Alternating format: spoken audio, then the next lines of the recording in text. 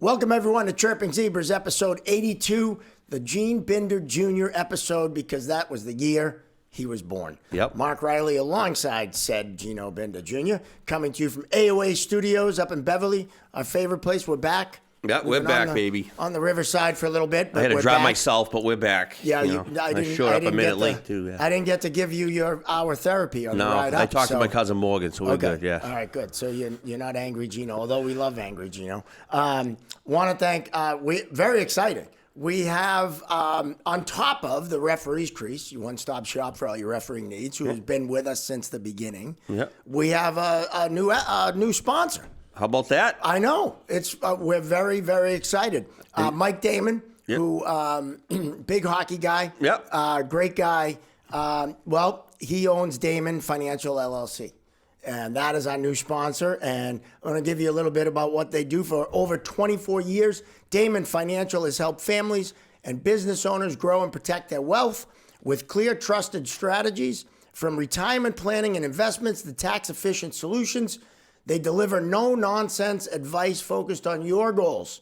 So you're going to call the number that we're going to put on the screen, 508-321-2101. Call today to schedule your meeting with Damon Financial. And we're so happy to have him on board. If I had money to invest, he's the guy I would go with. And if that's not an ad read, I don't know what is. I mean, come on, look at that. Come on, we need some more. Let's go. You need a piggyback on it. Who's going to be the next one? Let's go. I just proved that I can read. Yeah, how about that? Which is good. I don't like to.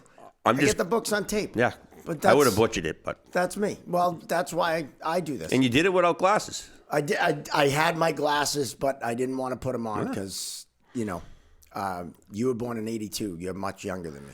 Yeah, I'm a little older. I actually just had my birthday a couple weeks ago. So you 21 again? That's what my grandmother always said. Well, I'll go with 31, 39. I'll go with 39. There you go. Ever since I left 30s, 40 doesn't sound as good. 50, yeah. Are you like my daughter and put like the skin cream on every day, like every morning, just like keep that youth? What do you think? Yes, absolutely. I've had a skin routine since high school.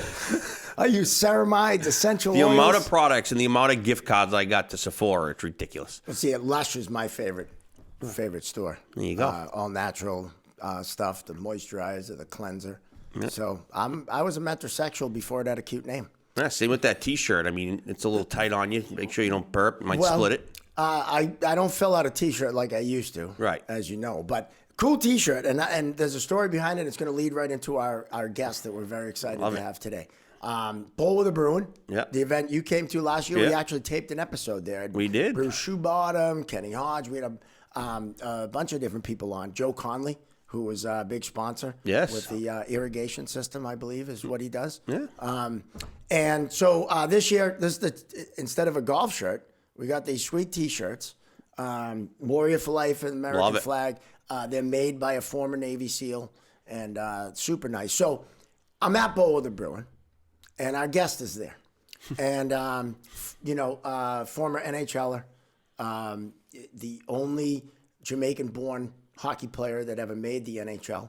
I go over to him. I say, hey, you have any interest in coming on the podcast? He says, it's about freaking time you asked me.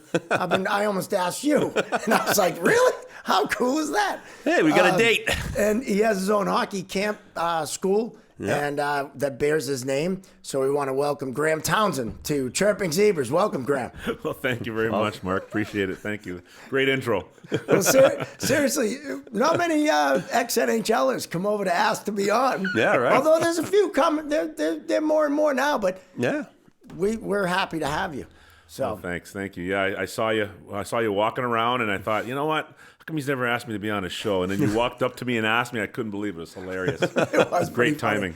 Well, and we had the training camp for the Bruins alumni the couple days before. Yeah. And I was sitting in the locker room going, we were eating our Chick-fil-A, and I said, man, I want to ask him, but you were talking, and we're in the locker room, and so worked out. Bowl with the Bruin. Yeah, you got to find that moment, right? You guys had that moment at the bowling alley. Yeah, we had a moment. Well, one of my favorite things from last year, Bruins alumni games, when we went down to Connecticut, and we spent the night at the hotel. We were outside with you, and Billy Bennett was there. Craig Mishan, the photographer, good Oh, friend of the yeah, show, and Clark Donatelli, who's hilarious. And we just sat around telling stories, and that was my favorite part of any travel last year for the Bruins alumni.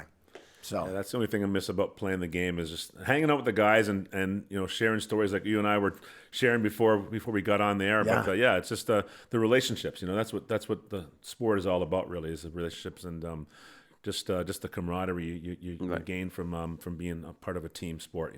It's awesome.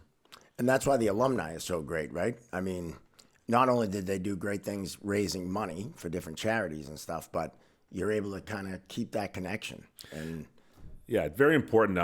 The charity aspect, of course, is critical, but just being able to be around the guys again and just having that male bonding, it's important, and that's what I miss about playing hockey and it's being around the guys. yeah. Now, Jamaican born. Yes. Yeah, man. I love it. Now, obviously, you didn't find hockey on the island. You moved to Toronto. Well, it's funny. A few years ago, one of my instructors, they put my name into Chat GPT or something like that, and it spit out this story about me. And I'm reading the story, and it was crazy how accurate it was, except for the one part where it said that I learned to play hockey on the frozen ponds of Kingston, Jamaica. So, the chat bot's not all that smart. So AI's got some work to do. But yeah, I'm obviously no ice in Jamaica except the stuff you put in your drink. But growing up in Toronto, if you wanted friends, you had to play hockey because that's what everyone was doing. So Right. I saw some kids playing one day. I was about 5 years old and asked if I could play, and they said no. Hurt my feelings, and couldn't explain the reason I couldn't play is because I didn't have a hockey stick. So, Okay. yeah, a few weeks later, I I thought got you a were going hockey a stick. different direction. Yeah, no, it wasn't like that. I like to set it up that way to make you think that, but a little bit of suspense. But no, that wasn't the reason why. And then I got a stick and finally fell in love with the game, and just haven't looked back. That's awesome. And what's interesting is now you're the coach of the Jamaican national team. Like, they have a national team now. Like, where the hell do you practice? Well, that's a work in progress. I was the official head coach of our national team, I guess you could say. But what happened was I had a sort of a falling out with the group, just based on philosophical differences, let's say. Okay. And I just feel that that it's important to not so much focus on the Olympics, because the Olympic qualification is honestly, I think it's going to take 100 years because it's a long, long process. You have to have a rink in the country. You have to have a professional league and all this other stuff. So they're putting the cart before the horse, I thought. So I felt that we should focus on helping bring kids from Jamaica up to the States, attend my hockey school, teach them the game, and then build it from there. But right now, where we got our players from was expats who moved away from Jamaica and had children, and their kids of people of parents of Jamaican descent were our players. So we had kids playing, Ontario Hockey League all over the U.S. One kid from England, and so that's what comprised our team. We did really well, and like I said, since then it's been kind of disbanded a little bit. We're hitting a snag, but me and another group were getting involved in trying to build a rink in Jamaica, and we've actually approached the Islanders. I played there briefly and know the owner very well, so we're looking at getting funding to get the rink built. And once that's done, then we can start to build a national team and all that stuff. Yeah, build up youth hockey. I mean, it would be similar to any other warm climate area that didn't have hockey. That now, I mean, Florida, Southern California, a lot of places kids are coming from. Exactly, and that's you've got to. It has to start at the grassroots level, obviously, because that's where we're going to get our players from. And if the sport's going to take traction or gain traction in Jamaica, which Jamaicans do know hockey, and they watch it because now they get all the broadcasts from the U.S. and stuff, so they do know the game a little bit. And once the kids get into it, then everyone's going to get excited, right? And that's when the game's going to grow. Absolutely. If they ever have a professional team down there, like, I don't know, in the Southern Pro League, yeah, that'd be a great road trip, wouldn't it? It right. would. Who wouldn't want to go down there and work Jamaica? Right? Right? I mean, I can foresee one day an NHL team maybe having training camp there for a few days, perhaps. or even some preseason game maybe down there. Maybe a couple of the Florida teams, Tampa, and obviously the Panthers maybe playing a game there. So there's possibilities. You can have. We're thinking beachfront resort type deal with the rink and in the backdrop and whatnot, and so that's kind of the angle we're approaching. And then of course, as far as the ice is concerned, tourism is huge in Jamaica, right? So imagine having some adult tournaments or something like that. You build it, they will come, right? Exactly. Like you build it, who wouldn't want to go down there? Like Arizona has like a huge men's league tournament out there at the end of in May. Vegas. Yeah, Vegas does. People go all the time. Why wouldn't you want to go to Jamaica? Exactly. I mean, that's the approach we're taking. And just now, it's just in the development phase and trying to get the money to do it. So It's awesome. Yeah. I mean, Jamaica has a bobsled team. yeah. Why wouldn't they have a hockey team? Yeah. Which makes no sense to me. No. When you consider the fact that you're an island and you have no swim team. That never made sense to me at all. Seriously, it never made sense. It doesn't. It doesn't. I mean, no. Well, and I'll give you a little history here with the Olympics, with swimming. African Americans, first African American male, I believe, was 1998 in London. Very recent. In the 70s, 72 and 76, Munich and Montreal, there was a woman that swam, but not until 98, which I always found odd. That they had the bobsled team and no swim team. It is, and I don't understand it myself. I mean, I grew up swimming in Toronto, but my father was adamant that we learned how to swim at a young age, and I loved swimming. And then, of course, I think it comes down to access. So my high school, the junior high school that I would have attended in downtown Toronto had a swimming pool, and then our high school had one. So that was part of our phys ed curriculum, is you had to swim, and we also played water polo. So I got exposed to all those sports, and it just really comes down to being exposed to them, I guess, and just being introduced to the sport. Well, I don't know. If you live on an island, I think you have accessibility to water, don't you?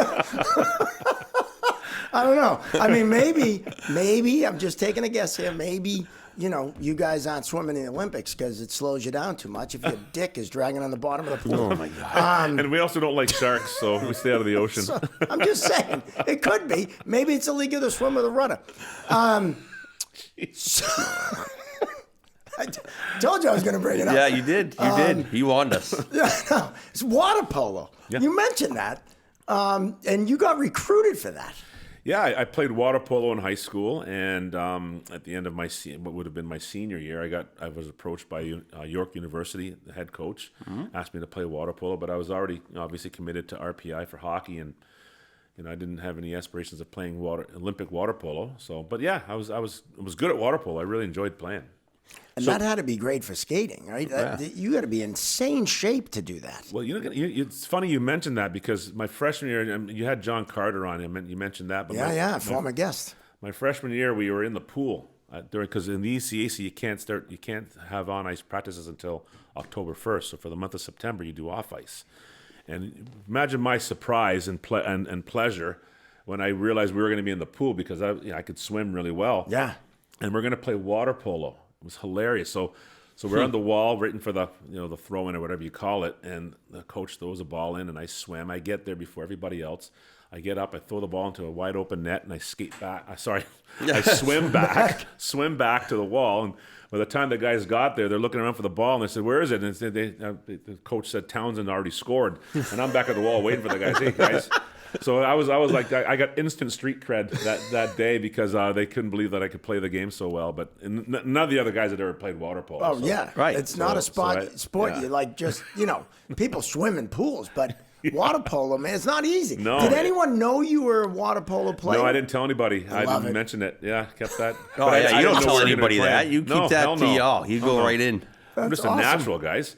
That's awesome. So RPI, Big Mike Odessa, God rest his soul. Yeah, You got to have some stories behind him, because he was there for 10 years. I didn't realize he was there that long. Yeah, Really? Yeah.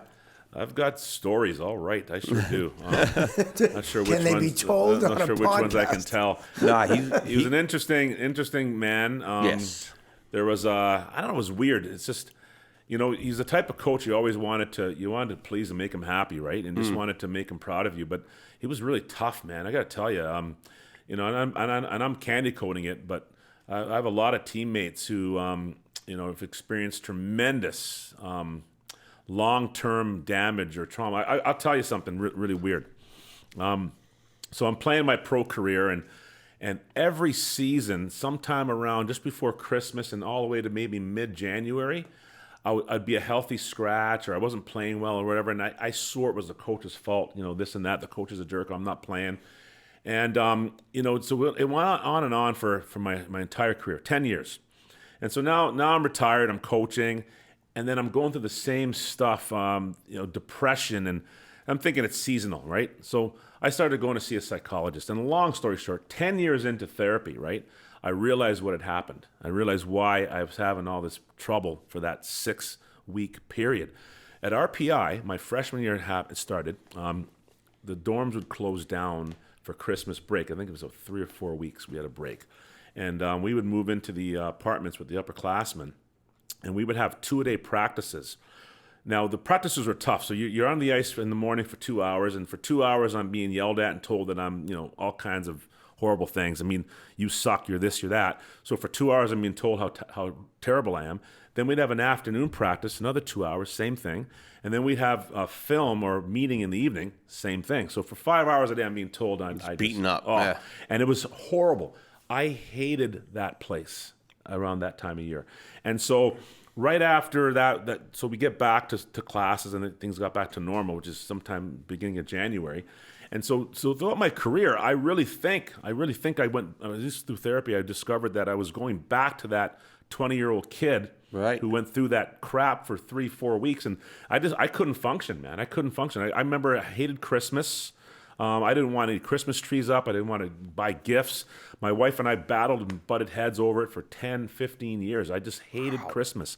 And the weirdest thing is the one holiday that I loved and still do, to this day, Thanksgiving is my favorite holiday. And why is that? Mary Odessa, Mike Odessa's wife, made Thanksgiving amazing for us. She'd come over and cook all of our turkeys and whatnot. She really made Thanksgiving awesome. Mary Odessa saved my life at that school, because that's the only reason I lasted there because of her. And to this day, Thanksgiving is my favorite holiday, even more than Christmas. Mm-hmm. And so the damage done was it was tough, man. And I look back I talked to all my former teammates, and they all say the same thing. None of the guys will go back to that school. In fact, I was there for New York State Hall of Fame event where I was being inducted, and I'll never forget this. We're driving along 787, and if you look over across the Hudson, you see Rensselaer, and I am freaking out. Okay, and my wife's with me. I said, "Oh, honey, I don't think I can go back to this. Go back here." And she says, "Let's just breathe. You gotta conquer this."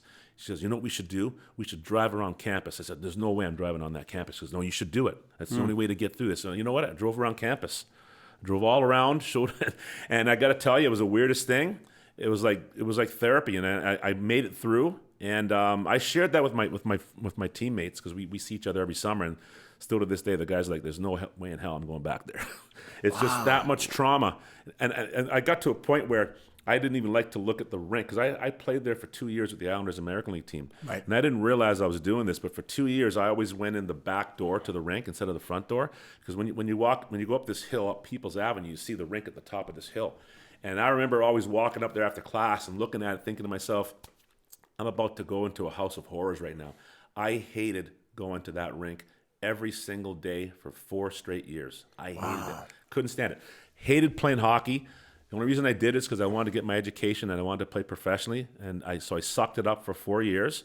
But I hated playing hockey at that place. I hated it. Couldn't stand it. Well, every day.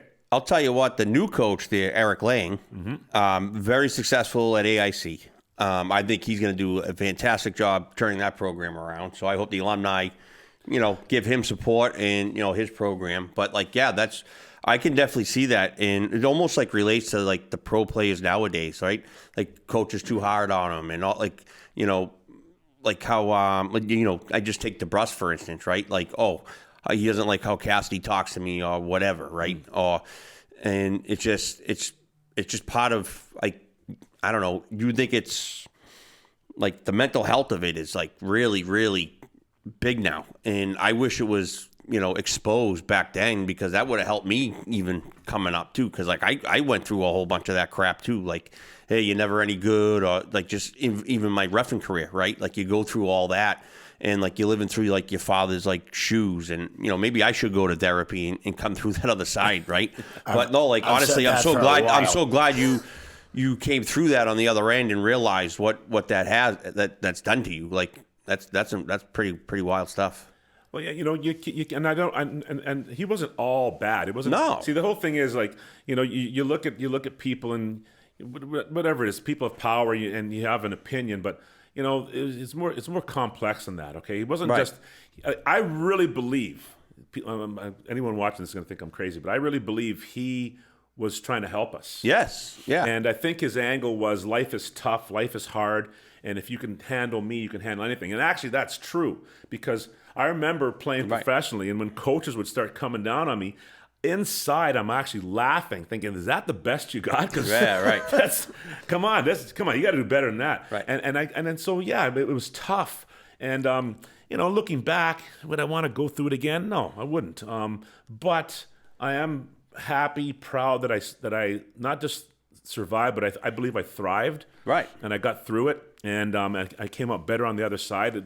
Can't say the same for a lot of other guys, but so I mean, I hate to say that, but it wasn't all bad, because he did a lot of good things too. Oh, he did a lot of great things in hockey. My mom, right to the day she died, would be mad at me because I had such negative feelings towards him. She'd say, Graham, he gave you an education, gave you a scholarship, and I thought, that's a pretty valuable gift. You know what I mean, when you think about it. I mean, the program he built, and like all the programs he's built over the years. Now his kids are running the Worcester, Railers and all that, and they're very successful. They do a great job with their program, and they really cater to their kids, and make sure they move on to colleges and this and that. And like one thing with Big Mike, I always seemed like he was tough on us as officials, right? Like he would ride us like no tomorrow.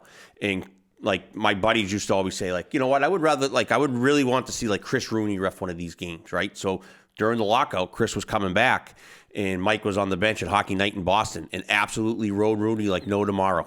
Like fucking, like, didn't give a shit who he was, what he did, right? He treated him like he would have treated, like, so Sweetie and Nicky used to always say, hey, like, we would like to see Rooney out here and see like these coaches, what they do. If it was just because he's the NHL referee, you're going to hold back? No, Mike didn't. Absolutely not. He rode him like the cows came home, and, Rooney gave it right back and sent him like, We had Big Mike and I had our battles over the years. Right. Oh yeah, Really? when I was reffing his games. Oh yeah, because everybody did. You know me, and I'm not going to take his shit. And Right. we had a few. But in Mike always, so like late in my career, I worked like the American League for 9 seasons and this and that. And I would always see him in rinks when I come back, and I've been working and whatever. He would always come up to me, shake my hand, say, "Hey, young man, like, I'm following your career. I'm very happy for your success. I wish you nothing but the best." And like, I was like, man, I thought you fucking hated me. Yeah. You know what I mean? Yeah. I'm like, the way he fucking talked to me on the ice and how he treated me behind the bench, I was like, this guy fucking hates me. And, for him to come up to me, like, late in my career, whenever it was, whenever I saw him, even, like when he was older, I'd see him out in Worcester. And he would always just, "How you doing? Great to see you." And, I'm happy for your success. And I was like taken back by that. I think holding on to bitterness too, it eats away at you. You know what I mean? And I felt that even though I was very bitter for many years, I just really had to get over it. You know what I mean? And otherwise, it wasn't good for my. We talk about mental health, but just dwelling on negativity, man, I tell you, it's taxing. It wears you down. So I got to a point where I had this sort of a love-hate relationship with him, where I talked to him over the years, and I know a lot of guys wouldn't, but I did, and I just tried to, as much as I could, to bury the hatchet, so to speak. And I think that I actually, the last time I saw him before he passed, we had a really good conversation. In fact, Kenny Hodge was there, and he was running a league, the EHL. EHL, yep. Yeah. And so I was going to watch a billet kid that was staying at my house play against Mike's team. And I knew Mike was going to be there, obviously. And so I saw Haji walk into the rink. This is in Biddeford, Maine. And Haji sees me. He goes, hey, you know, Mike's here. I said, yeah, I know. And he asked if I want him to run interference for me. I said, no, that's fine. So I walk in, and you wouldn't believe it. The only seat available was right beside him. So I'm sitting there watching the game, and you know, we didn't talk. We didn't look at each other. And then finally, the first period ended. Haji said he had to go down and speak to the referees, right? Because he's running the refs or something. And so I'm on my phone, and I can see Mike looking at me. And he acknowledges me and asks if he could talk to me. And I said, nah, I'm busy. And I was just messing around on my phone. I didn't want to talk to him. And then I said, you know what, Mike, actually, I do want to talk to you. And I felt really powerful calling him Mike, because before this moment, I always called him Coach, you know, because he had that power over me. And I just looked at him and said, look, you know, Mike, and then Haji had come back. I pointed at Haji and said, you know, see this guy over here? I'm jealous of him because he had a great experience in college hockey, and I had a horrible one, and it's because of you. You created such a toxic environment for me and my teammates, and it was terrible. And he looked at me, and he apologized. And I didn't know what to do because I was hoping for a fight. And so now what am I going to do, right? So I said, okay, Mike, thank you very much. I shook his hand. He asked if maybe we could sit down and have a meal once, sometime. I said, yeah, sure, that'd be great. And then, just our schedules didn't click, and he ended up passing away about 6, maybe 8 months later. So I felt good that we were able to sort of lay it all out there. I told him how I felt about everything. And, Good for you. And then he apologized. As far as I'm concerned, we're square. Yeah, we're square. I mean, everything. That's all I guess I needed was just an acknowledgement. Yeah. Hey, man, I'm really sorry that I treated you that way. And I told all my buddies, I said, guys, you won't believe it, but a weight came off of my shoulders that day. And I said, you guys should do the same thing. And then, like I said, he passed away about 8 months later, so the guys didn't have a chance. But it was important to just lay it out there, I think. And sounds a little bit wimpy, I suppose, but I had a lot to get off my shoulders. Yeah. I had a lot to say, and I did it. And he was great. Took responsibility for it, and I got to tell you, I give him a 2 thumbs up for that, because that's hard to do. I mean, this is like a good time of year to talk about mental health and all that kind of stuff right now, because there's a lot of like kids doing their first games right now, going out there playing in their first games, reffing their first games, and coaching in your first games, right? And there's a lot of that anxiety and pressure and all that kind of stuff. And it's good. It's okay to, like, if you're having trouble, talk to somebody, right?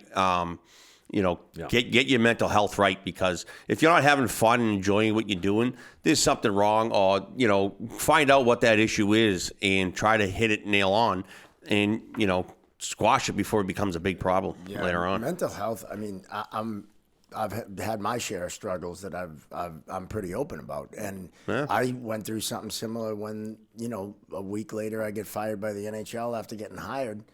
I was angry, and I carried that forward for a long time, and you have to let things go. But I think it's a great thing you bring up, because back then, mental health was never talked about. No, you were considered weak if you couldn't take it, you couldn't suck it up, and you're right. It wasn't talked about. It was considered a sign of weakness if you did. And a lot of coaches, and a lot of coaches didn't have that approach because they didn't know about it either. To their defense, they had no idea that when you tell a kid you sucked so many times, or you bench him, when the kid doesn't know, that happened to me in college. You get benched, and it was like, all right, why? Yeah. But it was never, and when you ask why, they'd be like, shut the fuck up, I'm the coach. And you're like, that fucks with you. Yeah, When I got benched, I knew it. That's because you cross-check someone in the mouth.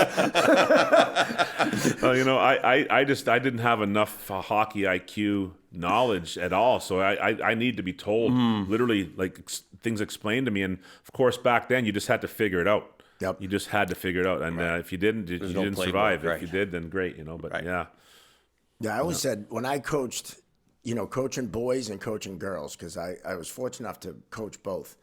The psychological approach as a coach is completely different, because if you yell at one of your male players, there's a different reaction than if you yell at a female player, just because, right? So, not that I was a big yeller at the kids, but I guess I don't want to say you could be more direct, but it was a different relationship, and you had to handle it differently. Well, there's one coach in a program that I know of really well. I'm not going to mention the name, but there's a coach that yells and screams, like, yells and screams, skate, skate, Yeah. what are you doing, asshole, right? And some girls left the program because they don't want to deal with that. Yeah. They're like, Yeah. coming off crying, like all this kind of stuff. And it's like, yeah, that's great, but like, oh, I'm going to motivate and all this, but you're a coach. You're supposed to get a positive reaction out of what you're doing, right? Yep. Like, if you're getting a negative reaction, you got to rethink how you're approaching it. Well, I got caught up in that. I didn't coach any youth hockey throughout my pro career, but I started coaching, I'd say right after my professional coaching career kind of ended.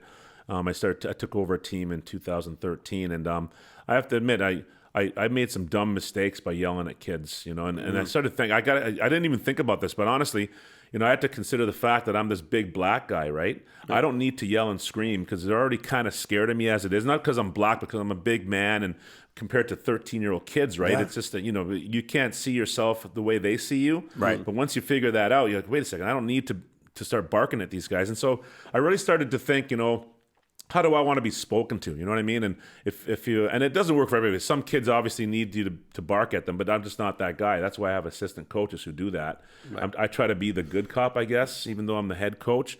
But I don't think I need to yell and scream at kids, and I don't think it works. When I get yelled at, I used to crumble. It doesn't. I couldn't take it. It doesn't work. Like, even like my daughter, like, I got yelled at for everything. Like, my father still yells at me for everything. Like, still yells, right? So, like, I try not to confirm. Yeah, I try not to yell at my kids, but I did shoot. Like, I was like, hey, we're leaving, and she's on the phone. Like, I'm like, how many times did I tell you to get off the phone? So, like, I yelled, and I probably, like, I didn't like swear and stuff, but I was just like, come on, let's go. And then, like, my wife's like, you're never going to get a positive reaction out of that. Like, yelling does not, like, and then, like, I'm glad she reminds me of that because, like, I don't do it too often, but when I do, like, it's horrible, right? And it's like, you're never going to get a positive reaction out of that. No. And, like, I know because it happened to me my whole life. Yeah. And I think coaches, too, forget that their role is to teach and to guide and to educate the sport, Right. no matter what sport it is. And, yeah, winning is fun. I always told my teams, even my teams, winning is more fun than losing. Yeah. But that's not the end-all, be-all of why you're playing. And I think the adults get kind of caught up in that. Parents, too. Oh, yeah.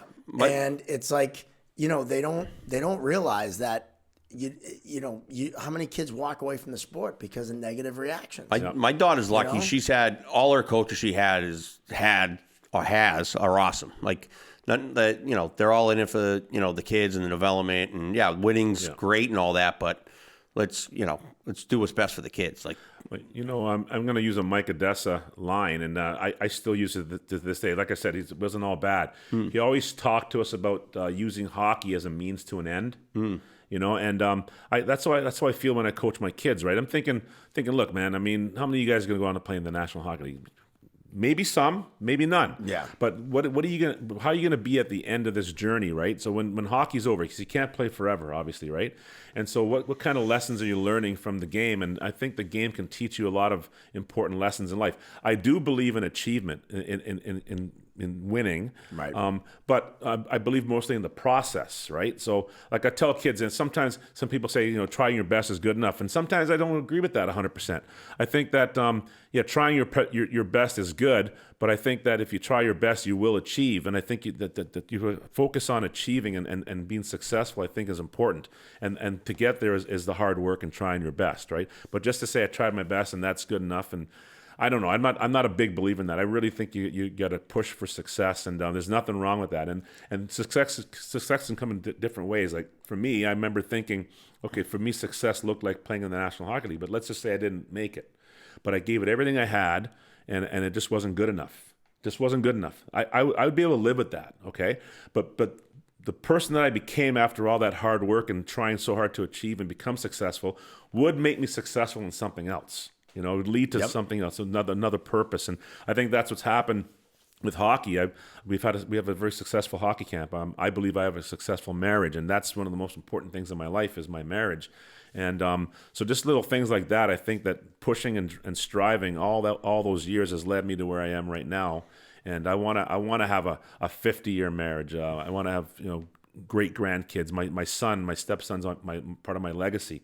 What a great dad he is. What a great husband he is. And I'm just so proud of that. And I really believe that hockey helped bring all that together, to where I am now at almost 60 years of age. So I think trying your best is important, but achieving, trying hard to achieve and be successful, I think is even more important. And the other thing about hockey too is playing and all that, right? There's all different avenues you can achieve, even get there and to the national level, right? Like you played, and then after your playing career was done, you were a skating coach, right? Yeah. And that's just something nobody even realized teams even have, right? Like all the NHL teams have skating coaches, like Paul Vincent's a skating coach, right? Like all these different type of things. Like somebody asked me, like, oh, what, like your daughter's playing goalie and she's doing this, and like, oh, what's the end game? I go, I don't know, have fun, have good experience, good work ethics, good work habits, positive, like be a good teammate, all that kind of stuff. And then I go, D1 would be awesome, but D3, but hey, she's probably going to referee. Who knows, right? Like, I agree. There's all sorts of different avenues to go. And there doesn't have to be that end game so much. Like I said, let's just say you learn all these valuable characteristics, but maybe you do a podcast and you're going to work your tail off and get a new sponsor and this and that. Right. That's hard work, right? Yeah. You learn that through hockey. Right, yeah, that work ethic. You're grinding. I see the taglines up there: grinding and determination and all that. And you learn that through hockey. Doesn't always have to be. It doesn't always have to end with a scholarship or playing professional or whatever. Right. But yeah. So I just think it's important that the process is very important. I think in teaching kids a process and the end goal is to be successful at whatever it is that you. Like I have all my students write down their goals. Not just hockey goals, but I want to know your life goals, right? And I think your life goals are important because hockey's going to end at some point in time. Who knows how? Maybe you're 40 when it ends. If you're that good, can play that long, great. But then, you're 40 years old, now you have another 50 plus years to live. What are you going to do? You know what I mean? Yeah. So you have to do something. Yep. And so what does that look like? And so I really, and then sometimes I'll use that life goal as a way to motivate my kids in their hockey goals. Well, you won't get to this life goal if you don't learn these skills here. Right. And because these skills are going to lead into you achieving that life goal. But it's all about achievement and getting, to that end process, end goal, So Gino brought up Paul Vincent, who I know is important to you. And yes. I want to talk about your hockey school, but before we do, your experience in college, if it was now, you would have entered the portal. Mm-hmm. Right? Oh, yeah. And you would have transferred. Yeah, good point, right? Mark. Yeah. Now, what are your thoughts on this? Because there aren't guys staying at school, and this goes across the board, any sport. I'm sure there's water polo players that enter the portal. I'm not 100% sure I would have entered the portal. I'm going to tell you why. Okay. So I want to paint the scenario for you. So imagine this now. You're going to play. I'm a freshman. Coach is crap. Like I remember one day in practice. Okay. So I was a number 1 recruited forward in the country in my recruiting year. Yep. Okay. I had 15 offers, and Miles O'Connor was the number 1 recruited player. He's a defenseman. He went to Michigan, and so anyway, I'm at RPI. I'm having a very unsuccessful freshman year. Like I can't figure out this guy's system. I mean, I when I played hockey, I played a pro style of game. Then I get to college, and it's almost like a football team. You have to be in this position at this specific time, and I was going crazy. So one practice, he pulls me aside, and he says to me, "Graham, you are the biggest recruiting mistake in the nation." Oh, I almost started crying, but I can't cry in front of this guy. There's no way I'm going to cry. Right. He pointed to the assistant coach who recruited me. He says, "People are questioning his recruiting ability because of you. You should consider quitting." This is like a month into my freshman year. Wow. Oh yeah. So now it's Christmas. We're going to go play in the Great Lakes tournament at the Joe Louis Arena in Detroit, Michigan, Michigan State, Michigan Tech, and us. So to get to the hotel, we're in the Renaissance Center. Beautiful hotel, right? This place is amazing. So he's handing out the keys for the rooms, right? He'd say, Gino, Mark, here you go, and you guys are roommates. So there's 4 of us left, no keys. He acted like he forgot about us. He goes, "Oh yeah, you guys, go off with Coach Peters." So we grab our hockey bags and our sticks, and we hop in a minivan, and Coach Peters drives us out of town in a snowstorm to some Holiday Inn. No. And he says, I can't remember where we were, outside of Detroit somewhere. He says, "Okay, guys, I'm going to come pick you up at 8 o'clock tomorrow morning. Your key is waiting for you in the hotel," and he drives off. So the 4 of us go in there. There's 1 key, 1 room, 4 dudes, 2 beds. So we had a rule. We're going to sleep head to feet, butt to butt, no touching. and don't tell anybody, because this is 1989 or 1985. I'm sorry, no, 84. Sorry, 80. No, I'm sorry, 85. So anyway, we get to practice at the Joe Louis Arena. Red Wings are on before us. It was so cool. Wow. And then we practice, and then coach says, okay, meeting at the hotel. Okay, great. So we go to the hotel, and in the lobby in front of the elevator, there's chairs set up in rows, and there's 3 chairs, individual chairs at the front, right in front of the elevator. I swear to God, I was about 10 feet from the elevator. It says, Townsend, Mancy, Hussey, you sit there. So we sit down, and he starts going into the speech. And imagine now, all the other teams are staying in the hotel. They're all waiting up and down the elevator. They're looking at us, and he is just ripping us. You guys should leave right now. And this was 1985. It was Christmas time. And at that time, you could transfer without having to sit out a year. You still could. Wow. Now, at this tournament, you got Michigan State that recruited me. You have Michigan that also recruited me. I'm pretty sure I could have went up to Red Barons and said, listen, I'd like to transfer. And I think he would have took me, but at the time, I didn't think he was going to take me. So I was afraid that maybe I wasn't good enough anymore and that I would be rejected. So I just decided to stay. And Tom Hussey, he actually went to Michigan Tech because they recruited him before going to RPI. He was a sophomore that year. He went to the Michigan Tech coach that I want to transfer, and they took him. So he went into his RPI hotel room, grabbed his stuff, went to a Michigan Tech hotel room, and he was gone. So he ended up, he didn't come Just back with then, us. like Yeah, that. he just left. So anyway, I could have done that, but the weirdest thing happened. I sucked it up. And I go back for my sophomore year. I finally figure college hockey out. I'm having a really good sophomore year. Okay, I'm playing like I'm a number 1 recruit. And all of a sudden, he makes me a defenseman. And I went back to being the worst player in the damn league again. So had a tough year again. And one practice, we're waiting to go on the ice, and one of the captains came to get me. Says, "Coach wants to see you." So I'm walking down this long hallway. It's almost like the Green Mile, and I think I'm getting cut. I get into his office. I sit down. The other captain's there, so they both flank me. And coach looks at me and says, "Okay, so listen. When these 2 graduate, since they're seniors, there's going to be a leadership void, and we're trying to think about who's going to take their spot. And we decided you're going to be the guy." I was like, oh, really? I mean, literally like a week ago, you said I sucked, and then you went sell your equipment, and all of a sudden, this guy wants to make me the captain or one of the captains. So that's what happened. And next year as a junior, I was a tri-captain with 2 other guys, and go figure. Wow. And then so after my junior year, so I was a captain, tri-captain my junior year. Season's over. And again, coaches are not supposed to interact with you, right? NCAA rule, but he wants to see me in his office yet again. I told you another story about that earlier, my freshman year. So I go to his office, and he looks at me. He says, "So listen, what do you want to do with your life, Graham?" I said, "Oh, man." I said, "Look, okay, I want to graduate, get my degree, because I know he likes hearing about school stuff. Right. So I figured now he's going to let me go. No, what else?" I go, "All right, I'll tell you the truth. I want to play in the NHL." He goes, "Nope, never happened. You're not good enough. There's no way. In fact, you're not even good enough for the American League." I go, "Oh, okay. Well, I want to be a chiropractor." That's what I went to school for. I was minoring in biology, and I was going to go to chiropractic school if hockey didn't work out. He looks at me and goes, "Nope, you're not smart enough."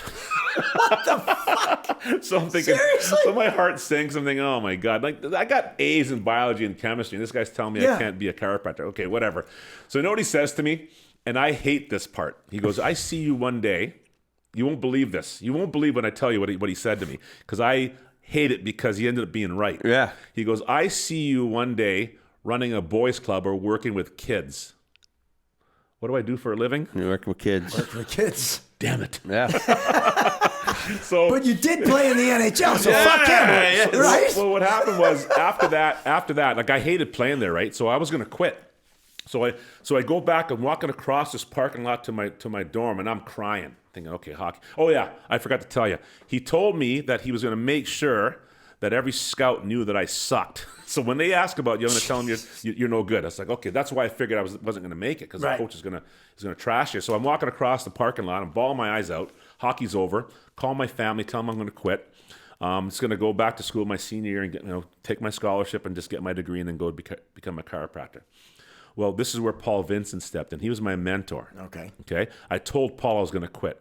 He was disappointed because he put a lot of time and effort into developing me as a player and as a person, and now I'm going to throw it all away.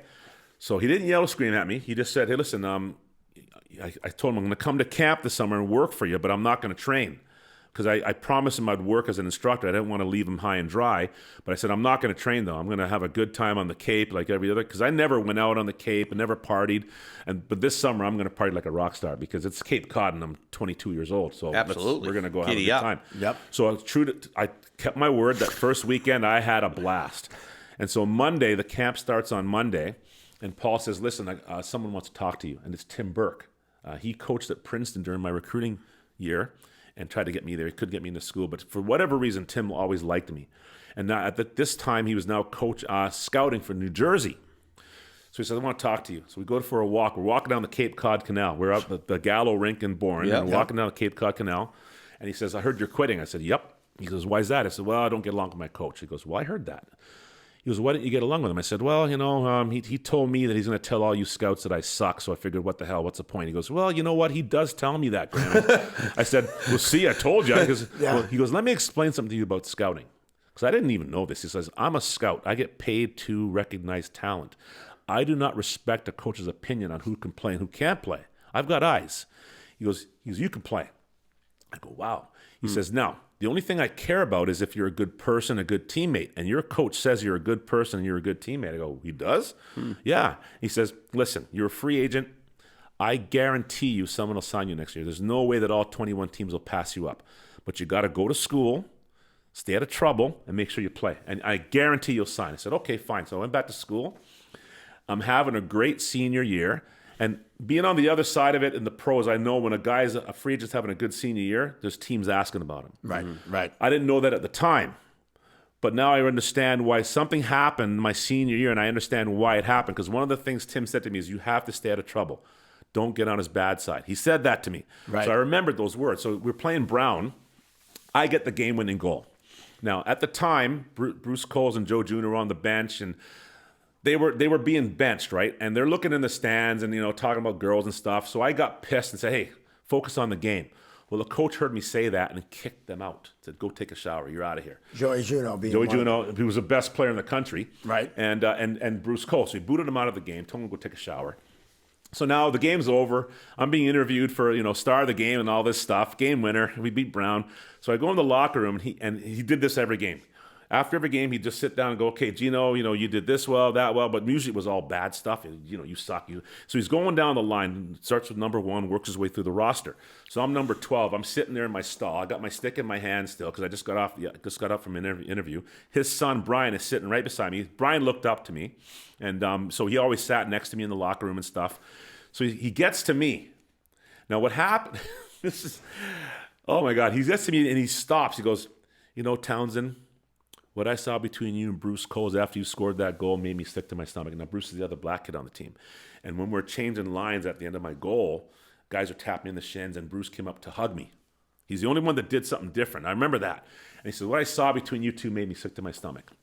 He goes, you've been spending a lot of time together lately. And, something like instead of you guys getting together and forming a coalition and calling the NAACP against the rest of us, you ought to bloody his nose. Now, I thought he said NCAA. And I didn't know what the NAACP was. I swear to God, I didn't know any of this stuff back then. And I didn't realize he was throwing that in there. And then he said, if you don't stop acting like an N, I will start treating you like one. No. Now, let me tell you something. I had a teammate one time that called me that word. And I got on top of him, and I was choking him until he turned purple and almost passed out. So first thing in my mind was to go after him, and I had my stick in my hand, and then with Mike Odessa, you can't take him with your hands. You got to beat him with a stick as much as possible and then run for your life because he's just going to piss him off. So I was going to do that. I was going to go after him, and I remember hearing Tim Burke's words in my brain, and he said, stay out of trouble. Well, beating up your coach is definitely not staying out of trouble. And if I do that, he'll be like, see, Townsend's not a good guy. Don't sign him. So that's why I kept my mouth shut. I didn't say a word. So the game was over. Like I said, he went down to his office, and I got showered really fast. I went down and said, Coach, I want to speak with you. And he says, well, I'm talking to the media. You'll have to wait. So I waited out in this little foyer for about an hour and a half. And I was around this corner, and I heard his door opening. And there's another way to get out from another back door. So I'm waiting for him to come around the corner. It's taking about 5 seconds, and he wasn't there. So I peeked around the corner. He's sneaking out the back door. I go, Coach, can we speak now? And he looks back. Oh, yeah. So we walk into his office, and he goes, well, what can I do for you? I said, well, first of all, don't ever use that word around me again. Now, this is the first time I stood up to him. Like I said, don't ever do it again. I said, I don't know what you think you see between me and Bruce, but you told me to move in with him. You moved him in with me because Bruce was kind of getting into trouble. He was a great player, and Coach wanted me to kind of straighten him out, lead him. So I said, so he moved in with me. You told me you wanted me to eat breakfast with him, lunch, and dinner. And everywhere I went, you told me to make sure he goes with me. And that's exactly what I've done. So if you think we're spending a lot of time together, it's your fault, not mine. So, so just cut it out. And he gave me kind of a half-assed apology. And I said, look, I don't need an apology. I just wanted to let you know, don't ever call me that again. And I left. That was it. Done. Over. I was finished with that whole thing. Well, it got back to a dean, this woman, and she has since apologized to me for this, by the way, because she friggin' screwed me over. She was I was doing this independent study where I had to write a bunch of papers, and she'd read them and then correct them. I'd go back and redo it, and she'd give me an A. It was a what do you call it? I forget the term. Independent study, right? Okay. So I took it my senior year because it was an easy class. I needed 2 classes to graduate, so I just threw that in there. I was flying through school. So she pulls me in her office and she says, I heard something happened in the locker room. I said, oh yeah? Now in my world, what happens in the locker room stays in there. That's what I believed back then. Yep. And that's what I didn't want anything getting out, right? Right. I said, so she recited the entire speech word for word as though she was sitting right beside me when he said it. And my jaw dropped. I said, who told you that? Well, is it true? I said, I want to know who told you that. It was only one of your teammates. I said, you better tell me who it was. And she told me who it was. And I said, look, here's the thing. I took care of it. All right. It's over. And I just want to get my degree, sign a pro contract, and get the hell out of this school and never come back here again. Ever. That's it. And she said, well, you should look into reporting. And I said, I'm not reporting this. It's not the report. The guy, we talked about it. It's over. And, well, she went ahead and told the president of the school anyway. And that's when all shit, went crazy. Yeah. And it was flying, and it went nuts. And it just ruined the season for us. There was protests on campus, not quite what you see today, but the protests on campus. People blocking bridges and stuff, and oh my God, it was ridiculous. And I'm in the middle of all this, and I'm trying to get to the NHL, and I've got to deal with this crap, Right. So it wasn't fun, man. And finally, he was forced to resign and all this stuff. But that's what happened, and I regret that all that happened. However, that was the best thing for Joey Juneau's career because once he left, Juneau took off like a rocket. And was a Hobey Baker finalist. The team got better when he was gone. Yep. I mean, none of us wanted to play hockey after Christmas. Imagine being happy the hockey season's over. Right. Imagine being happy you don't make the playoffs. Like, no. I'm serious. Like, I didn't want to spend one more day in that rink. That's wild. If I could get it over with as soon as possible, and you weren't consciously thinking of it. It was subconscious, but you're like, oh, thank God the season's over. Right. I hated hockey Flip-flops. So much. Oh my God. So Joey Juneau, his career took off. Oh, Joey, if you're watching this, you're welcome. I say it to him every time I see him. Yeah, you're welcome, man. He starts laughing, but yeah, he took off like a rocket. I mean, imagine his freshman year, he was averaging, I believe, 3 points a game through the first 7 or 8 games of the season. We're in like first or second place. He's ripping. He's the best player in the country as a freshman. I'm not kidding you. And then after Christmas, he's on the 4th line.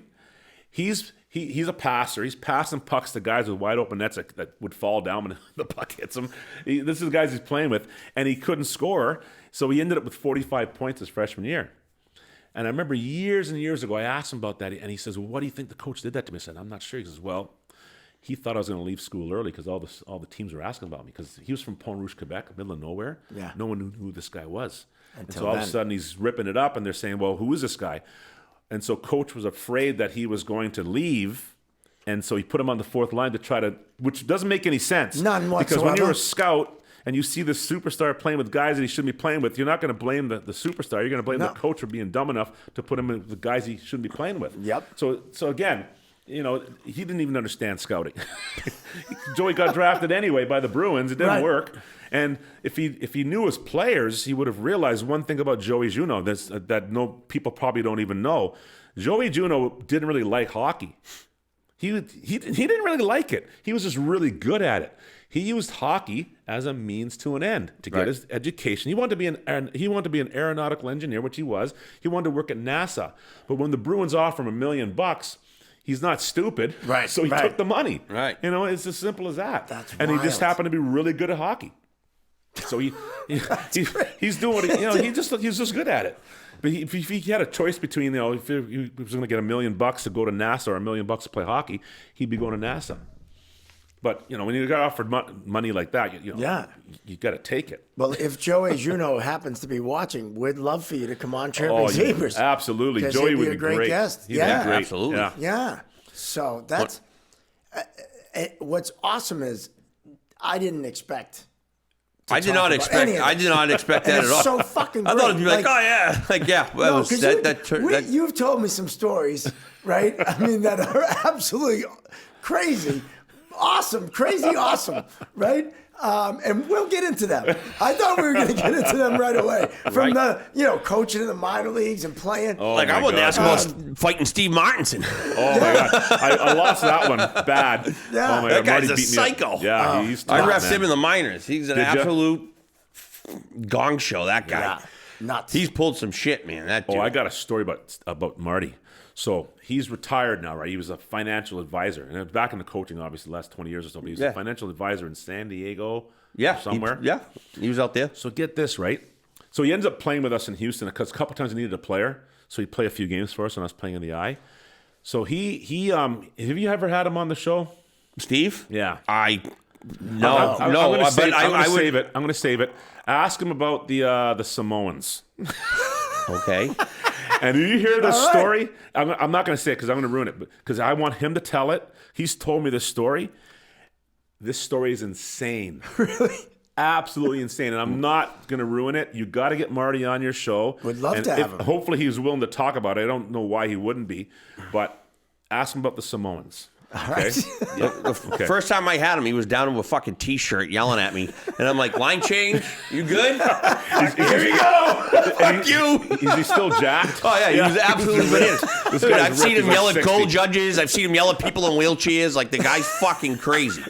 Absolutely batshit crazy. Brian Lewis was in the building. He was the head of officials at the time, right? It was in Trenton. And he goes, I never seen a coach down with a fucking T-shirt and a referee calm as a cucumber before. I go, yeah, he just kept fucking yelling. I just kept asking for a line change. I drove him nuts. Oh my God! Yeah, That's Marty. awesome. He was awesome. Like I said, I played with him a little bit in Houston, and now is he still coaching? He's somewhere. He pops up. He was in the ECHL for a long time. Yeah, he was in there. Dallas So when I had area. him, he was in Elmira. Okay, yeah, that's right. Yeah, they were. When they played Trenton, it was an absolute bloodbath. It was, Really? Oh, yeah. There was His teams are always really good, though. Yeah, they were good. Really good teams. They were really good. Tough as nails. Yeah, They won a few played on edge. championships. Yeah. He's nuts. And then he's he's stuff on YouTube of him fighting other coaches and. Oh, no kidding, eh? Really? Well, yeah. There's one of my supervisors told him that they he's in the locker room. He hears a ruckus, right? And I guess Steve and the other coach went at it. And he's just like, okay, whatever. He goes out, does his hot lap. Steve's there with a bloody nose, like a bloody lip or something. And his shirt's all messed up. And he goes, we're all right. We're good. I want to know that wild. story. We have to have Piercy on to tell that story. But holy fuck. There's two things. Ruckus, an underutilized word in our vocabulary. Yes. Ruckus. Great word, ruckus. And I'm surprised if he coached in the Coast League, I'm surprised him and Brof didn't go at it. Because Brof was always. I think he Brof was after almost fought- Brophy. Yeah. He was I after told Brophy. the story. Brof almost fought Rick Vive one time. They were nose to nose. Oh yeah, because Rick was And coaching. Rick was in in the South Coast. Carolina. That's right. Yeah. And I remember saying to him, Rick, you're a 50-goal scorer. He'll kill you. Brophy coached him, didn't he, in Toronto? Didn't he coach him? Yeah, he did. He did. Yeah, I thought so. That's right. Oh, and they almost went.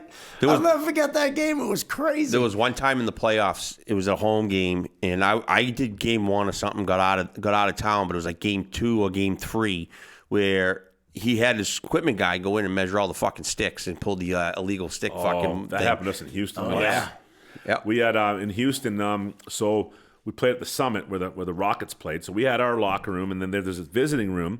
So the Rockets had played that the night before. So the visiting locker room was occupied. So the Vegas Thunder came into town. our trainer let them use our room to hang up their gear on some chairs, right? So we're playing them the next night, and the game's going and going. And all of a sudden, there's a whistle, and they grabbed the goalie's stick and measured it for height.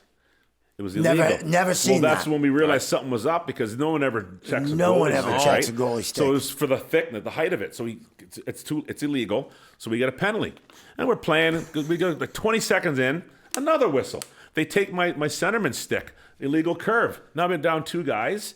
They score a couple goals on that power play. Well, what happened was, obviously the trainer went in our room and measured every stick and had a list. Yep. And that's what they used to nail us. And we ended up losing that game. And so the guys were, the GM was pissed at the trainer for letting them use our room and all that. Yeah, right. That's how they had access to our gear. He should have put the sticks away somewhere. Yeah, or you something gotta. like that. But who you can't think- trust anybody. It's doing a unreal. favor It's for a absolutely. guy. I know, it's true. You're doing I a love how like favor you get. for a I love guy. how the stick guy gets in trouble for like just like, hey, Yeah. well, you shouldn't have trusted him. And maybe it wasn't the stick guy's fault. It was Chris McSorley was the coach, right? He, Right.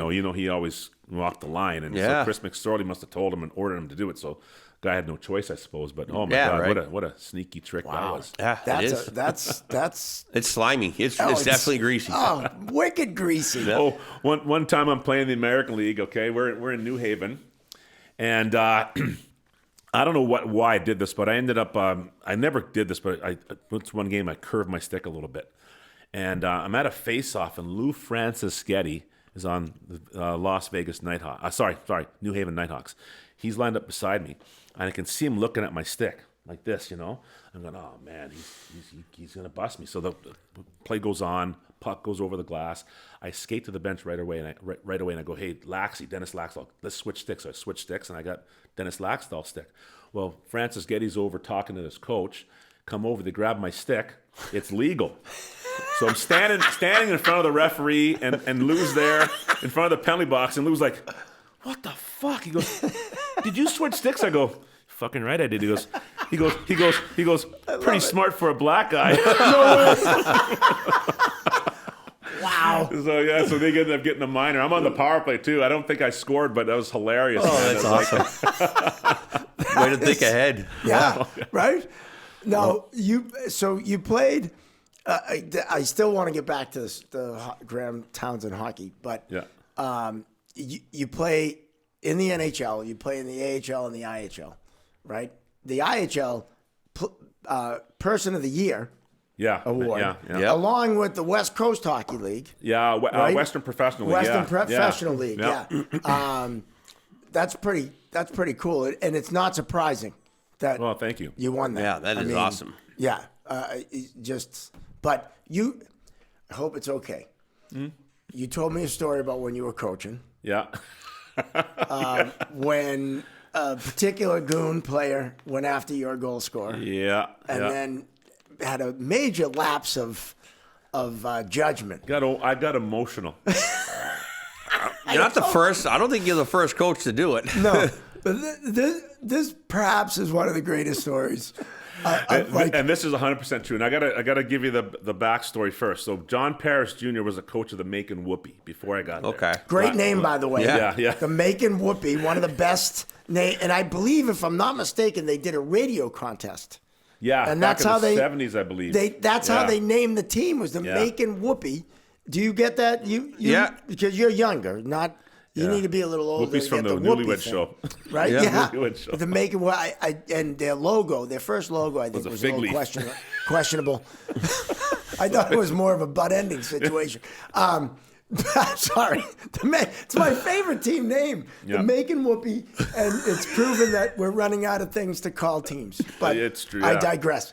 So So John Parrish Jr. is coaching the team before me, and they're in Huntsville, Alabama. Oh, great and spot. John's black. Okay. So a brawl. Now the way the benches are set up, there's a little corridor, and it leads to their locker room. Right, so you come off. That's how they exit the ice Yep, surface. I've worked there, yeah. Well, there's a fight going on, and it's happening in the corridor, and the benches are kind of like there's no doorway from the bench. There's no walls. You can walk right out into the corridor. Yeah, right. So the guys are going at it. So JPJ breaks it up, and he gets arrested, goes to jail. And they bail him out later, but he gets arrested. So now, a year or two later, I'm coaching the Macon Whoopie, and we're in Huntsville, Alabama. So it's a nothing game. It's second last game of the year. We're not going to make the playoffs. Neither are they. It's really a nothing game. I had a tough team because I felt that teams pushed that team around before I got there. They really did. And the name too. You got to have a tough team if you're going to be called the Macon Whoopie, right? Yeah. So we had a very, very tough team. I'm serious, like 4 or 5 guys, and they could all play. My tough guys played power play. They killed penalties, and they also beat the crap out of a lot of guys. Okay? Love it. And they were really good players. So anyway, they're all injured or suspended, and I got 2 guys left. Now there was a guy I needed some bodies to finish the year. So my guy Mike Payne, okay, who was really super tough. Okay, super tough, from Burlington, Mass. And he was one of my favorite guys. Okay, because he could play. I used to put him on the power play. Yeah. I said, look, man, I'm going to reward you. You're gonna be in front of the net, but you better not take a penalty. You got to take a shit kicking and do it for the team. And he always did a great job. So he's on the bench, and I needed somebody to fill in for a couple weeks, right? Because I had no guys. So I asked him if he knew anybody. He says, yeah, my buddy from I don't know if I should mention his name, but my buddy from he's from Saugus, plays in the Saugus Men's League. I go, can he skate? He goes, yeah, he's pretty good. So he comes down. He's friggin' jacked. He looks like a mini Lou Ferrigno. He's got tattoos everywhere. Back in the day when tattoos weren't, I have them now, but back then, tattoos everywhere. And he was a decent player. He used a stick that came down to here. I just needed a body, someone to wear a jersey. Right. So he's there.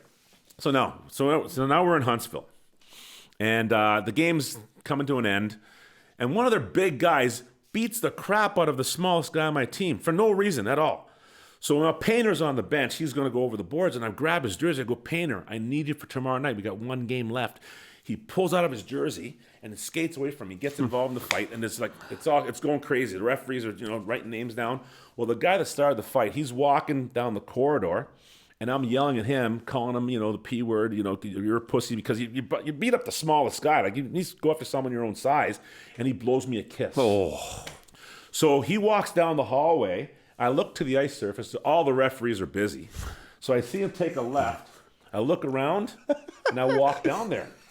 So I go in the locker room, and he's got his back to me, putting his helmet up at his stall. And I said, you want to blow me a fucking kiss now? He turns around, and I start hammering him. Right away, I get slammed to the friggin' floor, hit my face. It's 4 cops, and they pick me up, and they friggin', like, I'm at the time, I'm 245, 250 pounds, and they got me pretty good. So I get back to, they put me back on the bench. They didn't arrest me. And that was assault. What I did was assault, 100%. So I'm on the bench. My suit coat's ripped. The sleeve's hanging off. And their coach is yelling and telling the referees I went in their locker room. And I'm standing there going, ref, come on. I've been standing here the whole time. What are you talking about? So I didn't get anything. Nothing happened. So now the next night, Painter's out. And all I have is Joe, this guy, I'll say the guy's name. His name is Joe Pavone.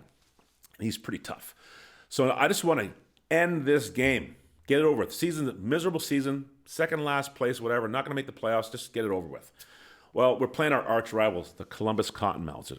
Oh yeah, we had my first Southern Pro game there. We had brawls against these guys, and so their coach's name was Bruce Garber. And I'm thinking, just going to play the game, get it over with. 60 minutes, we're done. Well, no, he's scooting it up with us, like he's going after our guys. I'm thinking, are you serious? So I look down the bench. I go, are you fucking serious, Bruce? So I said, hey, Joe, Mike Martins is their best player. Make sure he doesn't see the playoffs next week. So Joe goes out there and hits him in the chest with his stick, drops him. They take him off on a stretcher. Jeez. So now Joe's out of the game. So now I got to do something. So I looked to Bruce. I said, you and me. So I walk down to the end of the bench. There's a glass. He walks to the far end. I lean around the glass. I said, get your ass down here now. And he won't come down. So the trainer's looking at me, and the trainer goes, fuck you, Townsend. So I grab the trainer's shirt, and I start punching him in the face. Their whole team comes down on the bench, and they start swinging their sticks. I got hit in the shoulder. I got hit here, and all of a sudden, one stick hits me right here. And I saw stars. I go, oh, my God. Definitely got a concussion. I let go of the guy. I could feel the knot growing. It's the size of this microphone right here. And I'm dazed and confused. I'm out of it. So I get kicked out. I'm leaving the game. My assistant coach ran the bench for the last 5 minutes. So I'm in my office, and I can't wait to get the game film because I want to see who hit me. So game film shows up. I fast forward to the end. I look at the grainy video. I can't tell who it was. There's like 4 or 5 guys swinging their sticks. I identified the 4 guys. So I'm going to go down there and I'm going to fight each one of them one by one. I'm so stupid. So I'm leaving my office. Again, like I told you, I was dazed and confused, right? I was totally out of it. So I'm leaving my office, and Mike Payne is sitting outside my office. He goes, "Where are you going, Coach?" I go, "None of your business." He goes, "I know where you're going, and I'm coming with you." I go, "No, you're not." He goes, "Yes, Coach, I'm coming with you."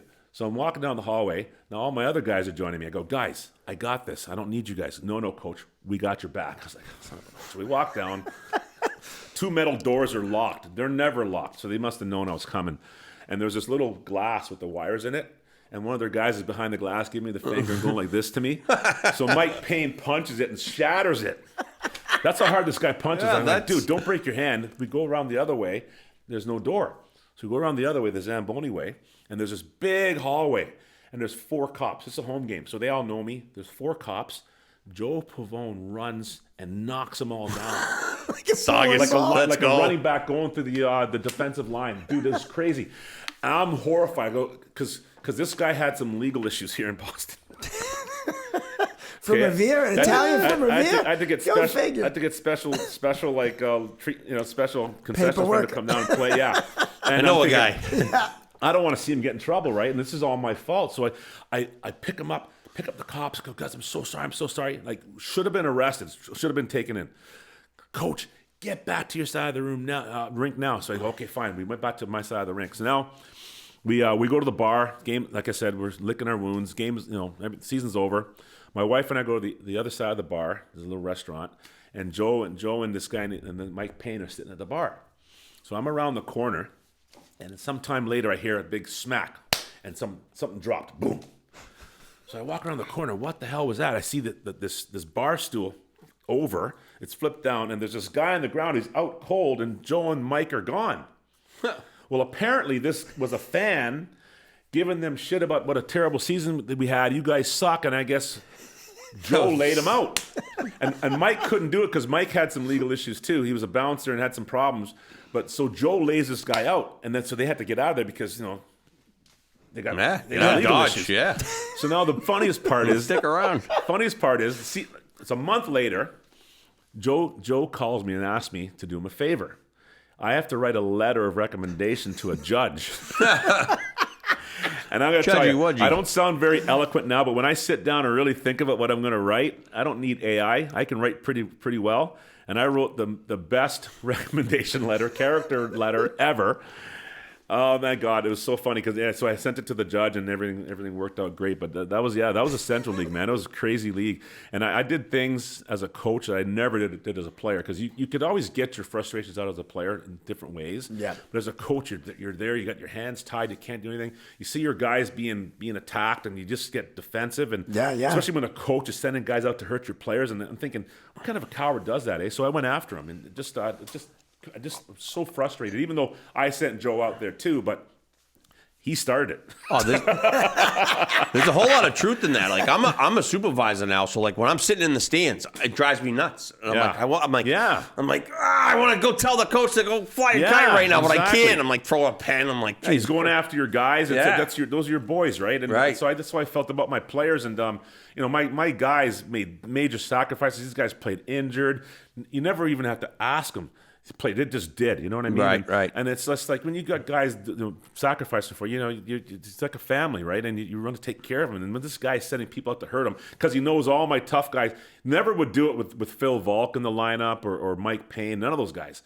And it's just to do that is just cowardly, and it just pissed me off that he was doing it. And he's this little guy, I'm sure he would never play like that. And so I never wanted my tough guys. I never told them to do anything. They just did. Right. I mean, one of my toughest guys, he was a goal scorer.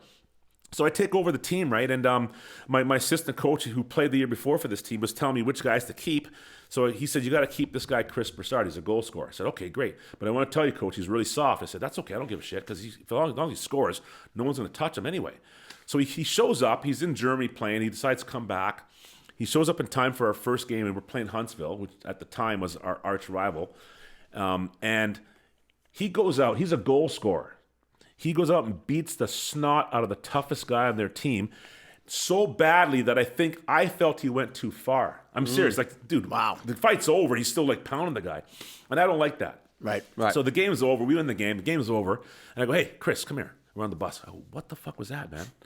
I go, you're supposed to score goals. He goes, well, I thought you liked that stuff. I said, not from you. I got 4 guys that will do that. Right. You need to score. And so we had this big argument.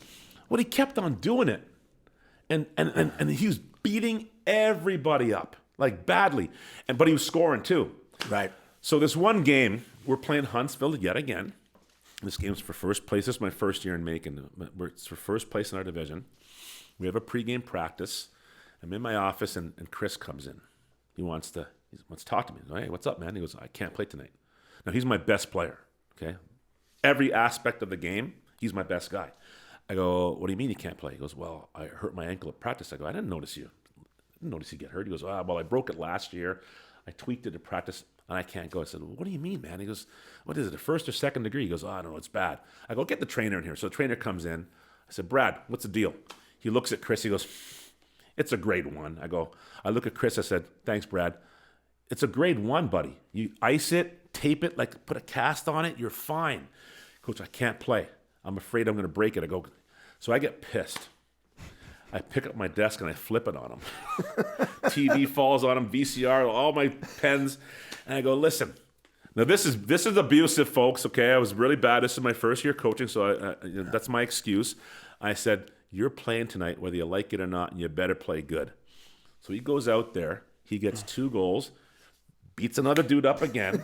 We win the game decisively. So I'm in my office. We're in first place. I'm so happy. Knock at the door. It's Chris. I was like, okay, we're going to have it out. All right, fine, let's go. He goes, Coach, I want to talk to you. I said, yeah, what do you need? He goes, I want to thank you. I'm thinking, yeah, thank you for what? Well, for making me play tonight. I said, oh, okay, you're welcome.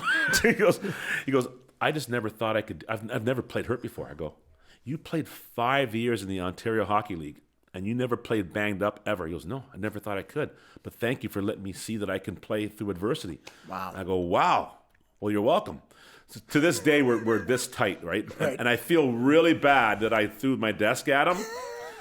That's probably not, but I shouldn't have done that. That was bad. But and I probably should not have made him play. But this was, 2001. It's not 2025, so you could make guys play back then. I tell guys all the time. I used to play. I used to referee sick all the time. Right. Well, one didn't have a replacement for you because you're in the city and that was it. Either you or nothing. So that working through that, I was working a regional one time in Manchester, NCAA regional, and I couldn't get out of fucking bed. Like I was sick, and you don't pass that assignment up. But I knew how to get myself ready and prepared to go out and work sick. And like there's a lot to that. Like I've had to play with sprained ankles. I mean, everyone has. I mean, they don't need a sob story. But today it is different today. And I would never ask a kid to play hurt. In fact, I've had lots of students of mine that want to play injured, and I won't let them. Right. Because again, they're kids, and there's long-term ramifications could be serious. And even today, if I was coaching professional hockey, I wouldn't do that today. And not because we're just living in a different softer time, and you got to go with the times, right? Yeah. But back then, you never really even had to ask hockey players to play injured. They would never even come to you and tell you they were hurt. They didn't want anyone knowing. And None of us people did. think it's because of we're scared. I got to tell you, I never told coaches I was hurt, not because I was scared, but I wanted to play hockey, man. Yeah. Like, I've been doing that since I was a kid. I remember spraining my wrist when I was about 13 years old, and there's no way in hell you're keeping me off the ice. Right. Like it wasn't because I was afraid of losing my spot. We only had 12 kids on our team.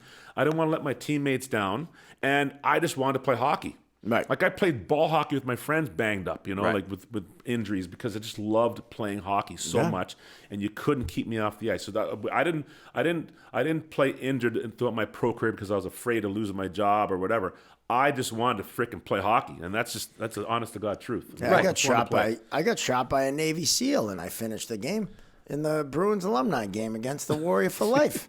Chris Willie shot me got shot, Navy SEAL. All right, Slapshot. Slapshot, But yeah. it broke I had a crack in my. I want to know. I want to know how many. I want to know how many episodes he's mentioned this. Hold Like on. he mentions it every. Oh, I got would shot too, by a man. Navy. Every single episode it's in. I think it's. All right, I think it's a can't- record. I can't argue that. All right, I can't argue that. I like saying the story, but my point was I know you- not that I got shot, but it was in the first period. It was that 2011 reunion. Yeah, you're not getting off the ice There's of no that. fucking way. I couldn't Yeah. even put weight on it, but I finished the game. Yeah, yeah. You know, because that's what you do. Right. That's what you do. Oh, That was the point of my story. I know. I'm gonna have him fucking shoot you next time he's in town. You know, it is true too. I think depending on the injury, right? I think there's a lot of honor in completing the task, and when you get, and again, hockey is a microcosm of life. If you're Right. sick, you can't really miss work because you got a family to support. You know what I mean? And Right. you could lose your job, and just fighting through adversity. I think hockey does teach those lessons, and like when I've had bad injuries and I was still able to play. It was. I just felt really proud of myself for getting onto that ice and not just playing, but playing well. You know what I Right. mean? Yeah. Even though I was He was hurt, right. You know, but there are certain injuries you can't play with, obviously. But for the most part, people are pretty resilient, and if you really push yourself, you can get through anything. You know what I mean? Absolutely. Or most things anyway. Now that leads into, I wanted to talk a little bit more before we wrap up here about your hockey school and how unique it is, I think, because you have the camps, and you have the skills sessions and all that. But the thing I think that is so cool is that you track your students throughout the season. Yeah, Have yeah. meetings, have calls. You go and watch games. Yeah. That's really, I don't know That's too next many level, schools. right, yeah. That's next level stuff, and I think that's awesome. Well, I learned that from Paul Vincent. Okay. So my freshman year, I'm having a terrible freshman year, and I will tell you, when I first went to Paul's camp, I always thought I was a hard worker, and I do believe that I outworked in youth hockey and even in junior B. I do believe I outworked most of my teammates. But then I met Mr. Vincent, and I got introduced to a whole level of hard work that I didn't even know existed, and I didn't like it. So I wasn't going to go back to his camp ever again. Oh, I went to his overnight camps. My first ever lesson skating was with Paul Vincent, and he beat What me years up. were you there? What year were you at the overnight camp? I was probably coaching with him You then. probably were. 'Cause you said you were born in 82. I'm in 82, so I was probably like 9, 10, 11 I when was I went. there. 89, yeah. Yeah. I was at Williston. Out Williston, North- yes, yeah. Remember Death Valley? Death Valley, that's what I was going to bring up. Fuck Death Valley. We had to like crab walk backwards up that a motherfucker. hill? Oh my God, this hill was. So we did everything. Like, oh yeah. We get to this campus and Paul says to me, "We got to find a hill." So we're searching all over campus Death for Valley, a hill. yes, oh my God. And the hill was at the base of the hill, about maybe 50 yards away, was a marsh. So the mosquitoes were this big. It was horrible. So you run up the hill, right, and you got to go back down, but you don't want to wait down there too long because the mosquitoes are going to drain You all got your eaten blood. alive. Yeah. So you got to go back up. So that's what made the kids run back up because you can't stay down there. It wasn't just running. We did like jump squats up it, Everything. like crab walk backwards up it. Crossovers, Yeah, backwards running, everything. push-ups up the hill. Yeah, everything. Wheelbarrow up the hill. Yep. It was insane. It was Yeah. insane. These He kids, tortured you. and these you- kids worked so hard. Dude, kids couldn't do that today. I came back, Whoa. but hang on. We after- do it at my camp, by the way. Really? Oh yeah, and they do it every Wednesday. Every Wednesday, our kids do that very So same workout. I would come And back they- and start yeah. the season like the next. Like I always had a tournament like that following weekend. Yeah. And everybody used to say, "Wow, how good did you get over the summer?" I was like, "I just went to Paul Vincent's camp for a week." Yeah. So yeah, that's how it was. So my freshman year, I'm having a terrible year, and Paul calls me out of the blue. It's like February. He goes, "Hey, I've been watching you play all year." I go, "You have?" He's been watching me. I just worked with a guy in the summer. I had no idea he cared that much. Right. And he goes, "I've seen a couple flaws we can fix this summer." So I went back to him, and we fixed the flaws. So that's He's when excellent, man. So it made sense. So you know when your kid comes home from school. And you say, "What'd you learn today?" And they always tell you they forgot. Yeah. And they were just in school 10 minutes ago. Right. Yeah. Well, it happens with skills too, for hockey skills. You can Yeah, learn you're all right. this great stuff in a week-long hockey school. And I usually tell them, a week or two later, your kid's going to forget most of what they were taught. Right. And so how do you got to keep it going throughout the year. Now, Paul taught me to take notes all summer. So I had a journal, right? So I would take notes, and then during hockey season, when I wanted power skating drills, I had them in my notebook so I could practice them on my own.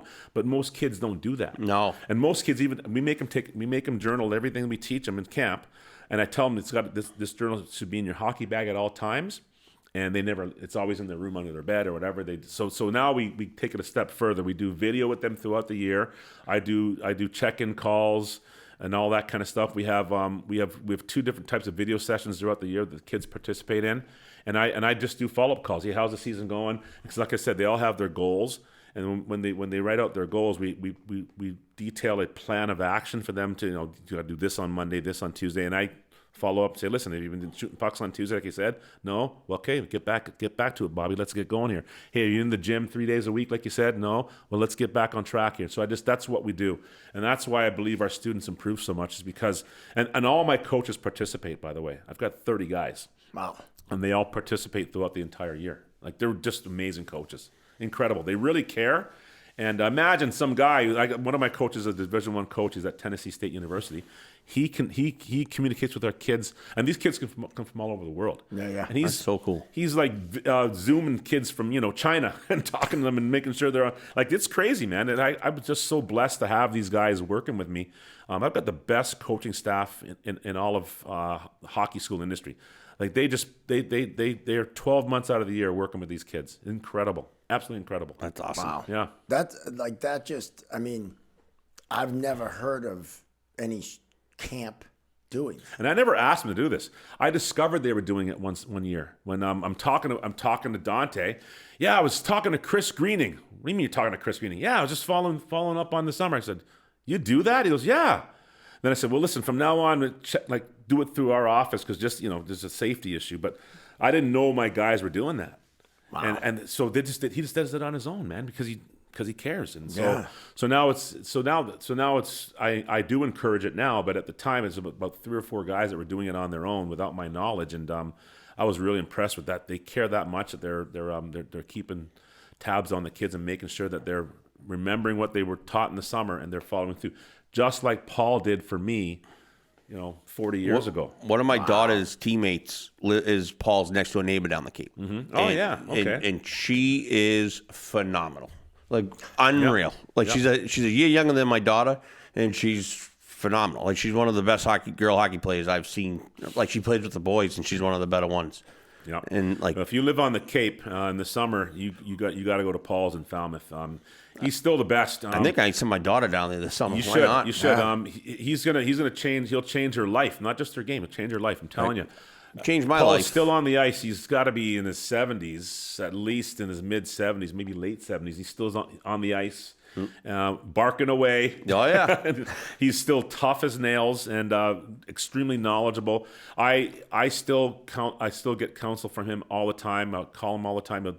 Hey, this is what's happening in the game now. You should try doing this, try doing that, and he'll send me drills and so awesome, keeps me. He's like a dad to me. I mean, that's the best way to describe him. He's like my father, and so I would not be anywhere close to where I am today without that man. He taught me everything I know about hockey and how to teach. I learned how to teach from Paul, and that's why. And I look for guys that know how to teach and are patient. And he has a huge track record of unbelievable skating coaches that have gone through his program and that opened their own stuff. And he's very successful at absolutely. Coaching coaches. Yeah. Every coach that I've helped develop and that's teaching now was from Paul. From Paul's tree. So yeah. his tentacles Legacy's are everywhere. Yeah. He's got his hands everywhere. Every coach that I develop is a result of Paul. Yeah, like my father sent me to him right away. He power skating for St. Moritz, so every Monday night you St. go. Moritz, that's right. So we used to go every Monday night.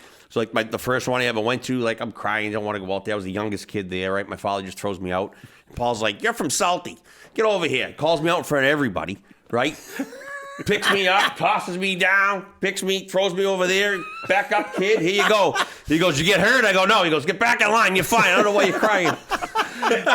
He used to wear these big Coho hockey gloves, big leather Yes, ones. and he'd throw them at you. So if you were talking, he'd toss it at you.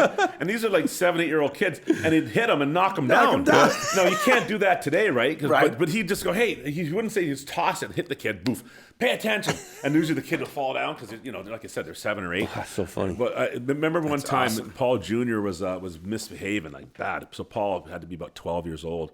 And we're at the Gallo rink down the Cape. And, dude, this is hilarious. So it's like there's like 5 minutes left in the practice, and Paul kicks Junior off the ice. And so if you know Gallo, the benches are on one side and the exit is on the other. Yeah. Right. Well, Paul's skating towards the exit. The door's open. And he mumbled something to his dad. Like, I don't know what he said, but something disrespectful. Paul had a Titan hockey stick. It's a Titan. You know how heavy those are, Oh, right? yeah. He took it and chucked it across like a spear, hits the kid in the back and knocks him through the door. And I swear to God, dude, I stood there going, no way did he just do that. You couldn't do that again if you tried, buddy, 100 times. I couldn't believe it. And it was so heavy. He knocked him, he fell through the door, and I was like, what the hell?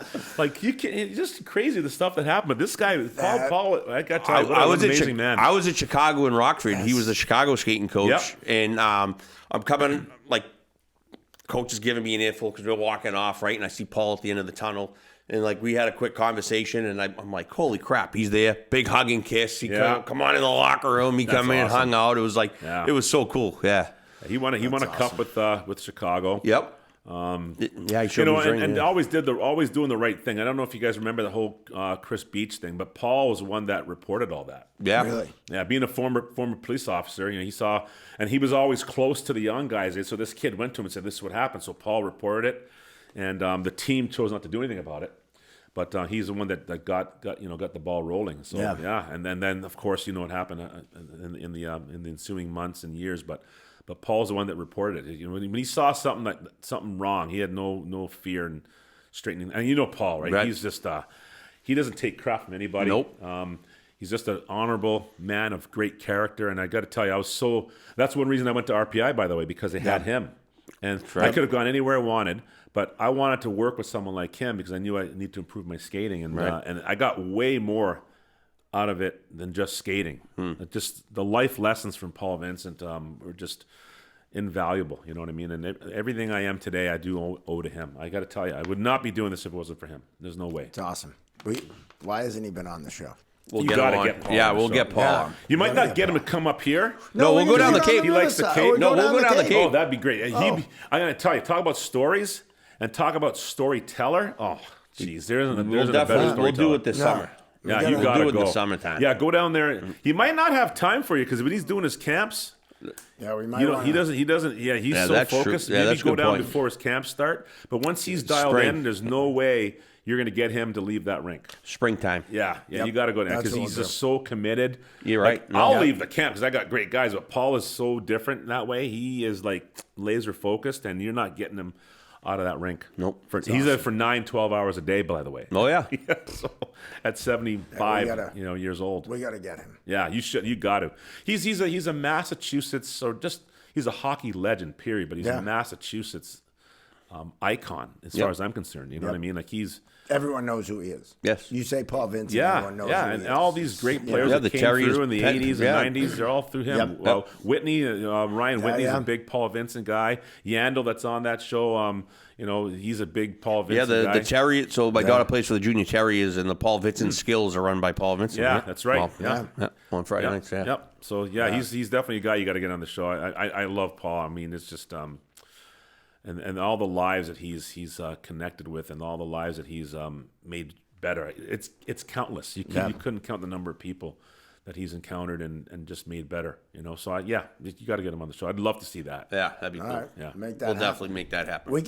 We could keep going and going here. We could. Unfortunately, We gotta wrap up. We got to wrap up because we're in AOA. We're And then get the taping, sponsor thing. I'm going to get there. Don't forget about that. We'll have to have you on again because this has been awesome, and I know you have way more stories that I'd love to hear. But I also wanted to talk to you about interaction with referees as a player and a coach, seeing that with the Zebras, and I'm sure you have. Oh, I've got a lot of great ones. I can only imagine. We'll follow up. Oh yeah. some of the stories. So we're gonna have you're gonna be a repeat a repeat guest for sure. Absolutely. We've yet to have one. Just throwing it out there. Oh wow. We've had the guest technically. Well, not like a guest, but like we've had like Well, Frank Simonetti's been on multiple times. Yeah, Captain like- Ryan Crowley from the Warrior for Life Fund. like Kenny Hodge. He was Kenny on at the Hodge was bowl thing, on. and then he had his own episode Yeah. with his father, things Yeah. like that. Yeah, Yeah, I saw we've those. had, Yeah. but I mean a true Another one. repeat. Like only Tim Sheeter them. too. Yeah, we got to get him too. Tim Sheeter, Becca Peasy. I mean, we've had some pretty good guests. Yeah, you get. you know, I saw today is no different. Seriously. Thanks. I saw Kenny and his dad, and that was really good. Yeah, he was good. Just I loved hearing those old stories about Yeah. the Bruins back in the day, and then his dad was talking about the difference between hockey in the '70s and So now. Cool. Oh, Yeah, yeah, I that was love awesome. listening to him. I could Well, listen to him all day. I love the fact Mark Mowers came on. Yeah, he's great, And- isn't he? and- He was and awesome. Bob Sweeney was busting his balls about something he said on the show. I'm like, He's like, how do you not "That's know the pretty three cool." things you think about scouting? You Because he forgot the third one. You forgot the last one. Like the things he He's like, yeah. There's a The fourth. three I don't things- forget it. Yeah. I don't Yeah. think of it He's now. like, well, the third one, Sweeney, Hodge, they were all busting his balls on that one. I was That's like, funny. You know, I gotta watch that one. I gotta watch but that it's cool episode. that you guys watch it's neat that guys that we watched playing growing up and our next guest, Rick Middleton. I mean, Oh yeah. talk about I just someone that love I looked learning. up to. I love you know? hearing their stories and just getting to know them on that personal level. You know what Yeah, I mean? Like, yeah, right. I can't wait to hear Rick's story because he grew up yeah. in Scarborough, Ontario, which Yes. is. I grew up in North York, which is he was the next town over, and I'd love to hear what his childhood was like because I'm so connected to Toronto, and I'd love to hear more about him too. Well, that's our next episode, and I won't mess this up because last time I said, our next guest was Kerry Fraser, and Chris Nyland jumped in front of him, which is apropos because they had their history. Yeah, that was fun. Ah, wow. But this one's not because he's going to be here in about an hour. So, All right, let's wrap it up. but Graham, this has been, awesome. way more than I Thank thought you. it was Thank going to you. be. To Thank be you. honest, I mean, I'm serious. We got into places that I didn't think we'd go, and it's awesome. Yeah. Just absolutely Thanks, awesome. guys. Thank you. So if It was didn't- fun. I really had a good time. Awesome. Yeah, Really no, good if time. you didn't Glad you enjoy did. this episode, then something's wrong with you. And we're going to send him into your locker room to beat the fuck out of you. How's that sound? Just saying. So we're gonna thank. Yeah, the big brown bear's going to pay you a visit. Okay, sorry. I love it. So want to thank obviously our sponsor that's been with us all along, the Referees Crease, one-stop shop for all your refereeing needs. Want to thank AOA Studios for doing what they do, and we want to thank our brand new sponsor, Damon Financial, and they've been helping families and business owners all over the country build and protect their wealth. Call 508-321-2101 to schedule a call or a meeting today. So we want to thank Mike Damon and Damon Yes, Financial thank you. LLC for becoming part of the Zebra family, as we might say. Also, I was remiss at the beginning to remind you to like and subscribe on YouTube.